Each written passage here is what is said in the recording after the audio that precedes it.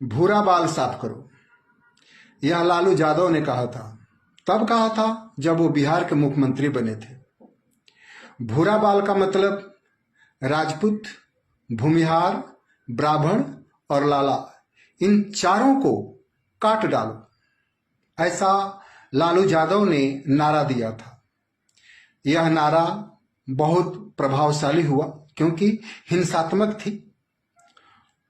लोग इस विचार को एडॉप्ट किया और इस राह पे चल निकले। उन्होंने एक और द्वेष भरी बात कही, वो कहा बैकवर्ड और फॉरवर्ड। बैकवर्ड तमाम जाति और फॉरवर्ड में ये राजपूत, भूमिहार, लाला और पंडित, ये चार लोगों को रखा। खैर, राजनीतिक विस्तार के लिए बैकवर्ड और फॉरवर्ड कहना ठीक है, हद तक जायज है, परंतु किसी को ये कहना कि उसके पूरी समुदाय को समाप्त कर डालो, यह आपराधिक शब्द था, आपराधिक वक्तव्य था। लेकिन लालू यादव को अपने मद में और अहंकार में इतना कहाँ होश था कि हम क्या जायज कह रहे हैं, क्या नाजायज कर रहे हैं। परिणाम यही भी हुआ। दिन दहाड़े मर्डर होने लगे, दिन दहाड़े चोरियां होने लगी, लोगों का रात भर सोना मुश्किल हो गया। लोग रात भर जग कर अपने माल मवेशियों और अपने घर बार की पहरा देने लगे, क्योंकि क्या पता कौन घर में घुस जाए। सिवान में अगर किसी की धान कटती थी या गेहूं कटता था, बोझा पांजा अगर सिवान में रहता था तो जा जाकर रात में देखना पड़ता था। क्यों? क्योंकि लोग खेतों से बोझा पंजा भी उठा लेते थे। चारों तरफ उपद्रव मच गया। 10-15 मर्डर, 10-15 अपहरण की घटनाएं अखबार में आम बात थी, रोज की ये बात थी। जब इसे भी जी नहीं भरा तो नरसंहार का दौर शुरू हुआ। हम लोगों के प्रदेश बिहार में नरसंहार होने लगे। अब उन नरसंहारों का वर्णन मैं क्या कर सकता हूं। आप लोग सोच सकते हैं कि जिस गांव के लोगों को पकड़ पकड़ कर घरों से बाहर निकालकर उनके लकड़ी पर रहकर उनके मुंडी काटे जा रहे थे, चाहे वो महिला हो, चाहे वो पुरुष हो, बच्चे हों, यहां तक क्रूरता की गई कि गर्भवती महिलाओं के पेट से बच्चों को निकालकर भी उसका मुंडी काटा गया। ये नरसंहार थी। पटना, आरा, सासाराम, ये जितने भी शहर थे वो वीरान हो चुके थे, क्योंकि न तो कोई बड़ा व्यापारी रह गया था, कोई ऐसे सुखी संपन्न लोग नहीं थे, क्योंकि कब किसके का अपहरण हो जाए कोई गारंटी नहीं। सोना चांदी के दुकान में कब कौन घुसकर पूरा लूट कर ले जाए ये कोई गारंटी नहीं। और ये सब करने वाले कोई और नहीं, मिस्टर लालू प्रसाद यादव के सगे संबंधी थे, अपने इनके कुनबे के लोग थे। कुछ समय के बाद एक सेना आई वजूद में जिसका नाम था रणबीर सेना। वो भी लोग अपनी जान बचाने के लिए वह सेना को बनाया गया, क्योंकि लोग दिन दहाड़े फॉरवर्डों की मर्डर किए जा रहे थे। तो अपनी जान को बचाने के लिए ऐसी संगठन बनाई गई। परंतु लालू यादव रणबीर सेना के नाम पर भी मर्डर करवाते, अपने लोगों से बैकवर्डों का, निचली जातियों का हत्या करवा देते और अखबार में आती कि रणबीर सेना ने मर्डर किया है या नरसंहार किया है, जबकि ऐसी कोई बात नहीं होती थी। रणबीर सेना बुद्धिजीवी प्राणियों का संगठन था, वह अपनी रक्षा के लिए करता था। लेकिन लालू प्रसाद यादव यही चाहते थे कि लोगों के बीच इतनी जातीय तनाव बढ़ा रहे कि वे लोग ये न देख पाए कि हम क्या कर रहे हैं। खैर, जो मनसूबा था लालू जी का उन्होंने किया। लोग आपस में लड़ रहे थे और वो राज्य का जो खजाना था उस पे अपना हाथ साफ कर रहे थे। रिश्तेदार शोरूम से गाड़ियां लूट रहे थे, सोने चांदी के दुकान लोग लूट रहे थे, छिनैती लोग कर रहे थे, और लालू यादव सरकार की जो खजाना था उसको लूट रहे थे। न केवल लालू यादव बल्कि उनकी पूरी टीम और पूरी जो सरकार में लोग इन्वॉल्व थे, वे सब अपने अपने विभाग से, अपने अपने क्षेत्र से केवल एक ही काम करते थे, और वो करते थे लूट का काम। तो ऐसा नहीं कहा जा सकता कि लालू यादव ने खुद लूटा, नहीं, उन्होंने तमाम चोरों से बिहार को लुटवाया, लोगों की मर्डर कराई, हत्याएं कराई। वैसे तो आज दलील दिया जाता है कि वो भी कह सकते हैं कि ये हुआ था, वो हुआ था, इस मैं नहीं कराया, लेकिन नहीं, एक एक मर्डर का जिम्मेदार लालू यादव थे। क्योंकि अगर बैकवर्ड का कहीं नरसंहार होता था तो लालू यादव और राबड़ी देवी ये दोनों लोग जाते थे, परंतु कहीं फॉरवर्ड का नरसंहार हो गया तो वे नहीं जाते थे। वो खुद चाहते थे कि लोगों के बीच जातीय हिंसा, जातीय तनाव बरकरार रहे, ताकि कोई ये न देख सके कि वो कितना लूट रहे हैं। हद तो तब हो गई जब उन्होंने अपनी बेटी की शादी की, जो दहेज में गाड़ियां दिए, लूट के दिए, जो गहने दिए, लूट के दिए। मीन्स लालू यादव जी के यहां एक रोटी भी उनके परिश्रम का नहीं पकता, जो भी रोटी पकता वो चोरी का, किसी के मर्डर करके या लूट कर लाया हुआ गेहूं से ही बनता था। लालू जी की कहानी इतनी बड़ी है कि शायद बहुत बड़ा समय लग सकता है, वो भी कहा नहीं जा सकता है। और हम लोग कुछ नहीं, हम लोग प्रत्यक्षदर्शी हैं, हम लोगों ने देखा था। राज्य एक ऐसा लगता था कि कब किसका क्या हो जाए। अरे भाई, गर्मी के दिन में दोपहरिया में बाजार जाने में और बाजार से आने में सोचना पड़ता था। 4 बजे शाम को जो छोटे मोटे बाजार थे, दुकानदार लोग अपना दुकान बंद करके घर चले जाते थे। वे थे लालू यादव।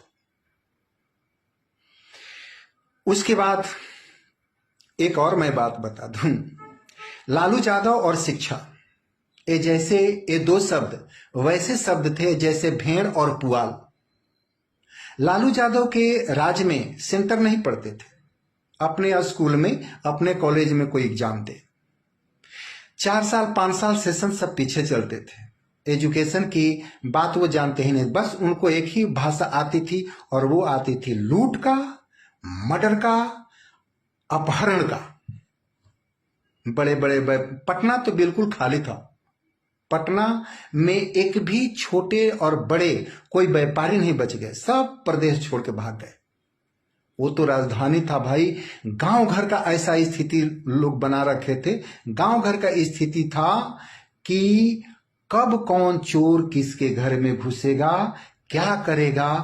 और मैं क्या बताऊं, उनके ये शागिर्द लोग लड़कियों को उठाना, किसी के बहू बेटियों को उठाना, ये सभी घटनाएं घटती थी। खैर, उसके बाद नीतीश जी आए। नीतीश जी आए तो बिहार को राहत मिली, वैसे जैसे तपती रेगिस्तान में कोई पेड़ का छाया मिल गया हो। नीतीश जी जी जान से, खैर बिहार उनका सदैव ऋणी रहेगा कि उन्होंने बिगड़ी हुई बिहार को सुदृढ़ किया, स्कूल बनवाए, सड़क बनवाई, बिजली पानी जो भी व्यवस्थाएं हैं सब उन्होंने दिल लगाकर बड़े निष्ठा से किया उन्होंने। और बिहार वासियों को ये मजबूरी बन गई कि नीतीश कुमार को कुर्सी पे बैठाए रखना, क्योंकि लालू जी आएंगे। अगर लालू जी आ गए तो हम लोगों का विकास तो दूर की बात है, शायद बहुत कम लोग अपने विकास या प्रकाश को देखने के लिए जिंदा रहेंगे। क्योंकि लालू यादव मानसिक रूप से, एक स्वाभाविक रूप से वो चोर है, एक डाकू, एक हत्यारा। उनको हत्या में उनको आनंद आता है। अगर हत्या से उनको आनंद नहीं आता तो शायद वो जरूर एक्शन लेते कि हिंसा को रोका जाए। खैर, उन्होंने नहीं रोका। और हम लोगों को, जो बिहार वासियों को नीतीश जी के राज में जो सुकून मिला, कम से कम हम लोग रात को सोने लगे। माल मवेशियां भी बाहर रहे चाहे भीतर रहे। आज हम लोगों का कोई बोझा पांजा नहीं उठाने वाला है, कोई लंठई गुंडई नहीं करने वाला है। तो हम बिहार वासियों को नीतीश जी का राज पसंद आया और हम बिहार वासी उनके ऋणी रहेंगे। और अब सवाल है कि नीतीश जी बुजुर्ग हो गए, अब उनको कुर्सी पर बैठा के रखना मतलब कि टाइम किल करना है। उनके जगह पे कोई आए तो बेहतर है, लेकिन सवाल है कि कौन। ये भी सवाल है कि कौन। तो अगर कोई हम लोगों को नहीं दिखता है तो हम लोगों को मजबूरी है कि हम लोग नीतीश जी को ही मुख्यमंत्री बना के रखें। वजह है भाई, विकास हो या ना हो, कम से कम लोग तो सलामत रहेंगे, महिलाओं के आबरू तो सलामत रहेंगी। आज बिहार में देखिए, रात बिरात सब लोग घूमते हैं। जहां कोई दिन में नहीं चल पाता था, आज सब लोग घूमते हैं। तो खैर, एक इसमें मेरे को बात कहना है कि अगर इस युग में, अगर आज बिहार का चुनाव और प्रतिद्वंदी अगर जनसुराज और एनडीए गठबंधन मतलब कि नीतीश जी की पार्टी होती तो शायद शोभा देता, परंतु इसमें ललटेन भी है। और ललटेन का क्या हालात है वो तो बिहार के लोग सिहर उठते हैं। हाँ, कुछ लोग ऐसे हैं जो लालू जी के पार्टी से चुनाव भी लड़ना चाहते हैं, लालू जी के पार्टी के लिए कार्यकर्ता के रूप में भी जुड़े हैं, और बहुत सारे लोग हैं जो लालू जी के पार्टी को वोट भी करना चाहते हैं। खैर, अपनी अपनी मानसिकता है। इससे हम लोगों को यही लगता है कि बिहार में वह चीज समाप्त नहीं हुआ और वो लोग आज भी जिंदा हैं और वैसा करने के लिए वो लोग आज भी उत्सुक हैं। वे लोग आज भी उत्सुक हैं। तो इससे हम लोग हतोत्साहित नहीं हैं, भले हम लोगों को कुत्ता क्यों न बैठाना पड़े बस, लेकिन राजद मंजूर नहीं है।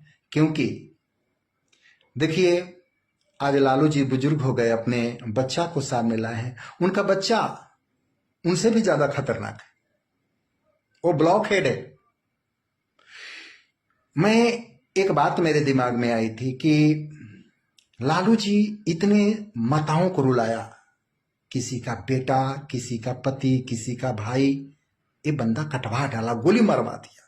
अरे, तो नारी का आंसू कहीं जाता नहीं है। और भाई, उन्हीं का परिणाम है, उन माताओं के आंसुओं का परिणाम है कि आज लालू के दोनों बच्चे मानसिक रूप से विकलांग हैं, अपाहिज हैं। खैर, आज बिहार की नाज तब होती जब चुनावी मैदान में जनसुराज होता और नीतीश जी होते, परंतु अफसोस कि लालटेन भी है, लालू जी की भी पार्टी है, और सबसे दुखद बात है कि उनके वोटर्स, उनके कार्यकर्ता और उनके पार्टी से लड़ने वाले चुनाव, भाई आप लोगों को धन ज्यादा मायने रखता है। आई वैसे तो आप लोग कहते हैं सेवा, वो आप लोगों से परे की बात है। आप लोग हम लोगों की या देश के लोगों की क्या सेवा करेंगे? आप लोग जो करेंगे हम लोग भली भांति समझते हैं। इसलिए हम अपने प्रदेश के लोगों से ही कहेंगे कि जो भी करना है सजग होकर करना है, और ऐसा भी कुछ नहीं करना है कि हम लोग, जो नीतीश कुमार ने हम लोगों को बनाकर दिया है वो भी हम लोग खो दें। धन्यवाद।